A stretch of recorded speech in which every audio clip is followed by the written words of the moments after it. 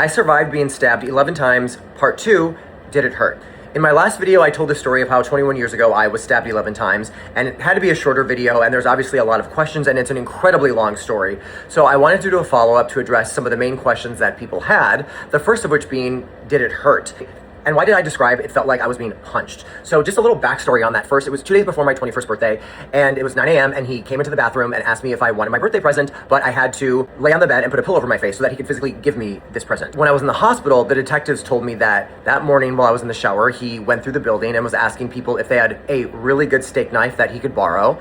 When he did not find one, he came back to the apartment, stole my debit card to go to CVS across the street, where he bought donuts for breakfast and a brand new 8-inch butcher knife.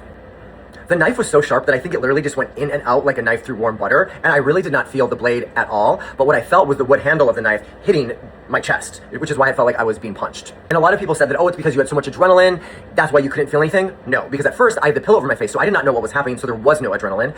And then when I got up, I thought it was a joke at first. I thought it was a prank because I like scary movies, and he was doing some sort of prank for my birthday. I said, what are you doing? And he started slashing, coming at me like this, screaming, I'm poor, I'm poor, I'm poor, I'm poor. That's when the adrenaline started, because that's when I knew that it was real.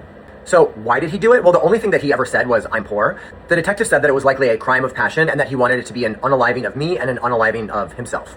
And I think that the reason he did this and the reason that he said I'm poor is because I believe that every single word he ever said was a lie. And I mean every single word was a lie. If I said my favorite color was blue, his favorite color was blue. If my favorite show was Stranger with the Candy, his favorite show was Stranger with the Candy. When he told me his name, which I don't say, I said, oh, I love that name when it's spelled this specific way. And he said, that's how I spell my name. But he did not spell his name that way. So he told all these stories about how he had money or he was going to be coming into money, but he always paid with cash. And that will be a separate video because there were so many red flags about the money of it all and what he was lying about that I will do a separate video on that. But what I think happened is that he had just lied so much and all these lies had built up that it got to a point where he felt like he could not continue these lies. And my apartment had burned down a week before this, and he had somehow conned his way to get into this nice apartment building. And I just think that he felt that he was up against a wall and he could either come clean and tell the truth, or what he thought was his only option is just to end it all for himself, but also for me, I guess, so that I couldn't go on and be with someone else.